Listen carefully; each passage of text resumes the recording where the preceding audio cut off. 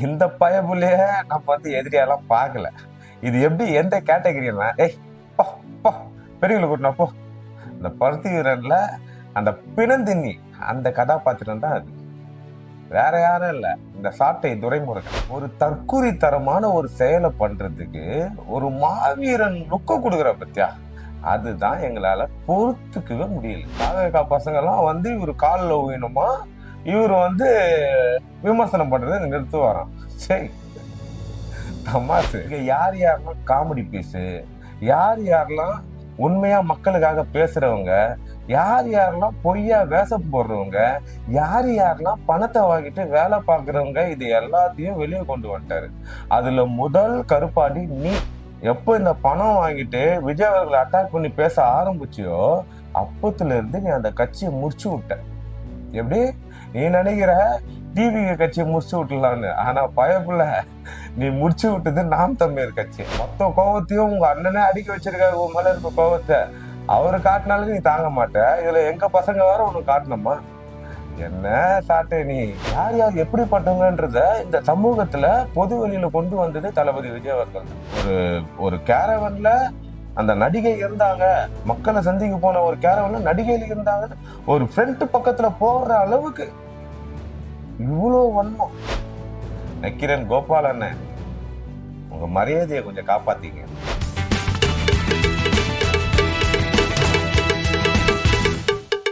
இந்த பயப்புள்ள பண்ற சேட்டைக்கு அதை விமர்சனம் பண்ணாம இருக்கவே முடியல. வழக்கமா நான் யாரையுமே தனிப்பட்ட தாக்குதல் பண்ண மாட்டேன். அப்படி விமர்சனம் பண்ணி ஒரு விஷயம் பெருசா பண்ணணும்ன்ற ஐடியா எனக்கு இருந்ததே கிடையாது.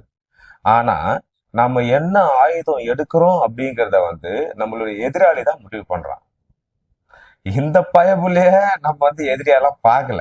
இது எப்படி எந்த கேட்டகரினா, ஏய் போ போ பெரியவங்களை கூட்டினா போ. இந்த பருத்தி வீரன்ல அந்த பிணந்தின்னி அந்த கதாபாத்திரம் தான் அது. வேற யாரும் இல்ல, இந்த சாட்டை துரைமுருகன். இந்த பயபுல கூவு இருக்குது.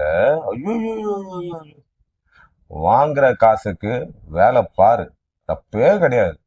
ஆனா ஒரு தற்குறித்தரமான ஒரு செயலை பண்றதுக்கு ஒரு மாவீரன் லுக்க கொடுக்குற பத்தியா, அதுதான் எங்களால பொறுத்துக்கவே முடியல. இதுல டைலாக் வேற. வாங்கடா யாரு தாவேகா பசங்க எல்லாம் இவரு காலில் ஊயினுமா, இவரு விமர்சனம் பண்றதை நிறுத்து வரான். சரி தமாசு. எங்க பசங்க உன்னை சீரியஸாவே எடுத்துக்கல. அதனாலதான் நீ இவ்வளவு நாளா பேசிட்டு இருக்க. இல்லைன்னு வச்சுக்க, அந்த ஒரு பிளாக் பண்ற ஒரு கான்செப்ட் இருக்கு, உன் சேனலே முடக்கி இருப்பானுங்க. அவ்வளவு பவர்ஃபுல். நீ என்னடானா தமாஸ் பண்ணுகிற, காலில் ஊயுங்க விமர்சனம் பண்ற நிறுத்துற அப்படின்னு. நீ பேசுறதே ஒரு தற்குறித்தரமான பேச்சு. ஒரு தனி மனித தாக்குதல் செய்யறதையே ஒரு வீரம் நினைச்சு பேசிட்டு இருக்க. எப்படி உன் ஆள் ஒன்ஸுக்குள்ள நல்லா ஆழமா பூந்து யாரோ உனக்கு காசு கொடுக்குறாங்க பத்தியா, அவங்க ஒரு விஷயத்த விதைச்சிருக்காங்க. நீ பேசுப்பா, நீ பவர்ஃபுல்லா பேசுறப்பா, நீ செம்மையா பேசுறப்பா, நீ தான்ப்பா அவங்களை விமர்சனம் பண்றதுக்கு சரியான ஆளுன்னு உனக்கு ஒரு மாலையை திணிச்சு வச்சிருக்காங்க. அதை நம்பி நீயும் காசை வாங்கிட்டு காமெடி ஆகினிக்கிற. எப்படி தளபதி விஜய் அவர்கள் இருக்காருல்ல, ஒரு விஷயத்த இங்க இருக்க நிறைய இளைஞர்களுக்கு புரிய வச்சுட்டாரு. இங்க யார் யாரெல்லாம் காமெடி பீஸு, யார் யாரெல்லாம் உண்மையா மக்களுக்காக பேசுறவங்க, யார் யாரெல்லாம் பொய்யா வேஷம் போடுறவங்க, யார் யாரெல்லாம் பணத்தை வாங்கிட்டு வேலை பார்க்கறவங்க, இது எல்லாத்தையும் வெளியே கொண்டு வந்துட்டாரு. அதுல முதல் கருப்பாடி நீ. யாரு? சாட்ட நீ. கருப்பாடுலயும் கருப்பாடு, நம்பர் 1 கருப்பாடு. உன் மேல எனக்கு தனிப்பட்ட ஒரு மிகப்பெரிய கோவம் என்ன தெரியுமா?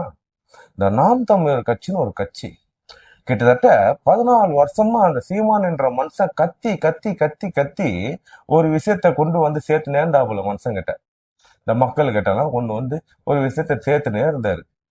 நீ பத்தியா உள்ள, நீ அப்பதுல இருந்து இருக்கிற. ஆனா எப்போ இந்த பணம் வாங்கிட்டு விஜய் அவர்களை அட்டாக் பண்ணி பேச ஆரம்பிச்சியோ அப்பத்துல இருந்து நீ அந்த கட்சியை முடிச்சு விட்ட. எப்படி நீ நினைக்கிற டிவிகே கட்சியை முடிச்சு விட்டுலான்னு, ஆனா பயப்புல நீ முடிச்சு விட்டது நாம் தமிழர் கட்சி. பாரு ஒரு 8% வாங்கின ஒரு கட்சிய இந்த வாட்டி 1% வருமா, 2% வருமா, இல்ல டெபாசிட் வாங்குவீங்களான்ற இடத்துல கொண்டு வந்து வச்சிருக்க. காசு வாங்குனது டிவிக்கு காலி பண்றதுக்கு, ஆனா நீ காலி பண்ணது என்டிகேவ. இதுக்கெல்லாம் உங்க அண்ணன் தான் உன்னை காப்பாத்தணும். அவரு பாவம் என்ன பண்றது, ஏதோ எங்கேருந்து நீ வந்து ஒரு மாநாடு நடத்துறதுக்கெல்லாம் காசு வாங்கி கொடுக்குற, அதை வாங்குறது என்ன பண்றது, அவருக்கும் பேச முடியல. இல்லைன்னு வச்சுக்கோ, உன்ன மாதிரி ஆளெல்லாம் அந்த ஆளு ஒரு கோபத்துக்கு என்ன பண்ணுவாருன்னே தெரியாது. மொத்த கோபத்தையும் உங்க அண்ணனே அடிக்க வச்சிருக்காரு உன் மேல இருக்க கோபத்தை. அவரு காட்டினாலும் நீ தாங்க மாட்ட, இதுல எங்க பசங்க வேற உனக்கு காட்டணுமா? என்ன சாட்டை நீ, பாத்துப்பா. சம்பாரி, தப்பு கிடையாது. எல்லாரும் சம்பாதிக்கதான் வந்திருக்காங்க. ஒரு பணம் சம்பாதிக்கணும் அப்படின்னா நிறைய வேலைகள் இருக்கு சாட்ட. ஒரு ஒரு தனிப்பட்ட மனுஷனை, ஒரு ஒரு ஒரு மனுஷனோட வளர்ச்சி பிடிக்காம இன்னொருத்தவங்க கூட காசை வாங்கிட்டு அவங்கள வந்து விமர்சனம் பண்ணி பேசு, இதெல்லாம் ஒரு பழப்பா? சொல்லி யோசிச்சு பாரு. இல்ல உன் குடும்பத்துல இதை என்கரேஜ் பண்ணுவாங்களா? உன் கட்சி தான் வேற வழியே இல்ல, கம்முனுக்குது, லைக் போடுது, கமெண்ட் போடுது. ஆனா பொது ஜனங்களை யோசிச்சு பாரு, இல்ல உன் குடும்பத்தை யோசிச்சு பாரு, அவங்க இதை என்கரேஜ் பண்ணுவாங்களா? இதெல்லாம் நீ யோசிக்க வேணாம் சாட்ட. உனக்குலாம் நான் நம்புறேன். உன்னை உன்னை வந்து இல்ல, இவனை பத்திலாம் நம்ம பேசணுமான்னு நினைச்சுதான் சும்மா இருந்தது.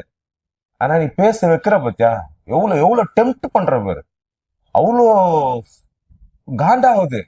ஐயோ ஐயோ, உனக்கு இவ்வளவு நேரம் கொடுத்ததே என் வாழ்க்கையில வீணுன்னு நினைக்கிறேன். அதனால உன்னை இதோட முடிச்சுக்கிறேன். அடுத்தது, நம்ம மீச அண்ணன் பத்திரிகையாளர்னா இப்படிதான் பார்க்கணும், ரிப்போர்ட்டர்னா இப்படிதான் இருக்கணும். எது நித்யானந்தா கேஸு, நம்ம வீரப்பன் கேஸு, அதே மாதிரி இந்த பொள்ளாச்சி கேஸு, இதெல்லாம் பார்த்து நம்மளே ஃபயர் விட்டோம். இந்த மனுஷனுக்கு பரவாயில்லப்பா, நியாயத்துக்காக நிக்கிறாருப்பா இந்த மனுஷன் அப்படின்னு ஃபயர் விட்டோம். ஆனா விஜய் அவர்கள் இருக்காரு பத்தியா, அவரு இந்த ஆளோட மறுமுகத்தை காமிச்சு விட்டா போல. ஓகே, இவர் வந்து கம்ப்ளீட்டா டிஎம்கேவோட ஒரு ஆளு, டிஎம்கேக்கு எதிராக ஒரு ஆயுதம் வருது, அந்த டிஎம்கே காலி பண்ண வருது அப்படின்னா அதை தடுக்கிற முதல் பேரிகேடா இவர் தான் நிப்பாருன்றத, இவர் ஒரு கட்சிக்காருன்றத இப்பதான் நமக்கு தெரியுது. இவ்வளவு நாளா இவர் வந்து ஒரு தனிப்பட்ட ஒரு பொது ஜனம், ஒரு வந்து மக்களுக்காக வேலை பார்க்கறவர் நம்ம நினைச்சோம். ஆனா இல்லையே, இவர் ஒரு திமுக காரன்னு அதையும் தளபதி விஜய் தான் வெளியே கொண்டு வந்திருக்காரு. அதுக்கும் அவருக்கு ஒரு நன்றி சொல்லணும். இதுதான் நான் முன்னாடியே சொன்னேன், யார் யார் எப்படிப்பட்டவங்கன்றத இந்த சமூகத்துல பொது வெளியில கொண்டு வந்தது தளபதி விஜய் அவர்கள் தான்.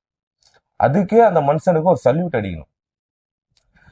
நான் நினைச்சு கூட பாக்கலப்பா உண்மையாவே, நம்ம மீச அண்ணன் வந்து இப்படி ஒன் சைடடா வேலை பார்ப்பாரு. ஒரு ஒரு கேரவன்ல அந்த நடிகை இருந்தாங்க, மக்களை சந்திக்க போன ஒரு கேரவன்ல நடிகைகள் இருந்தாங்கன்னு ஒரு ஃப்ரண்ட் பக்கத்துல போடுற அளவுக்கு இவ்வளவு வன்மம், இவ்வளவு வஞ்சம், ஒரு ஒரு ஒரு பேசிக் அறிவு கூட இல்லாம நீ இவ்வளவு நாளா இவர் வந்து இன்வெஸ்டிகேஷன் போறாரு, அங்க கண்டுபிடிக்கிறாரு, இங்க கண்டுபிடிக்கிறாரு பார்த்தா ஃபுல்லா இந்த டிஎம்கேவோட பேக்கப்ல தான் இந்த வேலையை பார்த்திருக்காரு. இப்பதான் நமக்கு தெரியுது. தனிப்பட்ட ஒரு ரிப்போர்ட்டரா இவரால் இது பண்ணியிருக்க முடியுமான்னு கேட்டா கண்டிப்பா அது பெரிய கேள்விக்குறிதான். அப்போ இவர் இவ்வளவு நாளா இந்த வேலை பார்த்திருக்காருல்ல, இந்த கிரெடிட்ஸ் எல்லாம் வந்து இவருக்கு போவாது, அது டிஎம்கே சார்ந்தது. ஐயோ ஐயோ, இதெல்லாம் ஒரு பக்கம் இருக்கும்போது, அண்ணே நக்கீரன் கோபால் அண்ணன், உங்க மரியாதையை கொஞ்சம் காப்பாத்தீங்க. இவ்வளவு தரக்குறைவா ஆதாரமற்ற பேச்சுக்களை தயவு செஞ்சு தவிர்த்துடுங்க. இப்ப கூட நாட்கள் கடந்து போல, நீங்க நீங்க வந்து ஃபால்ஸ் நியூஸ் கொண்டு வரீங்க, அது உங்க மேல இருக்க நம்பகத்தன்மையை கெடுக்குது. அதை நீங்களே கெடுத்துக்காதீங்க. உங்களுக்குன்னு ஒரு நல்ல பேர் இருக்கு, அந்த பேரை கெடுத்துக்காதீங்க. அவ்வளவுதான் நான் சொல்லுவேன். இதுக்கு மேல உங்களை பத்தி பேசுறதுக்கு எதுவுமே இல்லை. ஏன்னா ஒரு மரியாதை இருக்கு, இன்னமும் இருக்கு, அதை காப்பாத்தீங்கன்னு சொல்றோம். அவ்வளவுதான். சோ இதுக்கப்புறம் தளபதி விஜய் அவர்கள் பெரம்பூர் தொகுதியை தேர்ந்தெடுத்திருக்காரு. வர சனிக்கிழமை பெரம்பூர் தொகுதியை மட்டும் இல்லாம வட சென்னை ஃபுல்லா மனுஷன் மக்களை சந்திக்க வராரு. இந்த மக்கள் சந்திப்பு அப்படிங்கிறது ரொம்ப ரொம்ப ரொம்ப ரொம்ப பாதுகாப்பா இருக்கணும். இதுக்கப்புறம் ஃபுல்லா தமிழ்நாடு முழுக்க சுற்றுப்பயணம் மேற்கொள்ற அந்த ஐடியால தான் இருக்காரு. நம்முடைய நண்பா நண்பிகள், நீங்க ரொம்ப பாதுகாப்பா உங்களையும் பாதுகாத்துக்கிட்டு பக்கத்துல இருக்கிறவங்களையும் பாதுகாத்து குழந்தைங்கள தயவு செஞ்சு ஸ்பாட்டுக்கு கூட்டு போவாதீங்க. ஏன் அப்படின்னா, இன்னும் ஒரு அசம்பாவிதம் நடந்தது அப்படின்னா நம்மள முடக்கிற வேலையை இங்க இருக்க எல்லாரும் செய்வாங்க. அது நம்ம எல்லாருக்குமே தெரியும். அதனால பாதுகாப்பு ரொம்ப முக்கியம். தளபதி விஜய் அவர்களை வருவாரு, பேசுவாரு. தூரமா இருந்து பாருங்க. அவர் என்ன பேசுறாருன்னு கேளுங்க. அதை புரிஞ்சுக்குங்க, உள்வாங்கிக்குங்க. நீங்க பாதுகாப்பா அவரை பார்த்துட்டு வீடு போய் சேருங்க. இது ரொம்ப முக்கியம். மறக்காம நம்ம சேனலை சப்ஸ்கிரைப் பண்ணுங்க. இது உங்க ஓப்பன் ரெக்கார்ட் யூடியூப் சேனல்.